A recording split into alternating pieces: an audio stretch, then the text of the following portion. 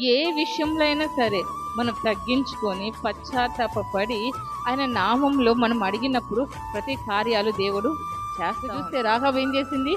వేగుల వారిని దాచిపెట్టింది. ఇక్కడ వాళ్ళ దగ్గర మనవి చేసుకుంది. ఆ మొర వాళ్ళ దగ్గర మనవి చేసుకుంది. ప్రతిదీ వాళ్ళు ఏం చేస్తున్నారు? వేగుల వారు దేవునికి తెలియజేసినందుకు రాహాబు ఇంటి వారందరూ ఇక్కడ రాహాబు అక్కడ చెప్పడానికి కారణం ఏంటంటే, రాహాబుకు తెలుసు సైన్యములకు అధిపతి అయిన దేవుడు హల్లెలూయా వాళ్ళని సేవించుచున్న ప్రజలు వాళ్ళు అని తెలుసు. ఆయన ద్వారా, యేసయ్య ద్వారా అనేక అద్భుత కార్యాలు జరగబడుతున్నాయని రాహాబుకు అక్కడ తెలుసు. అన్నీ తెలిసిన కుమార్తె వెంటనే భయము చెందల.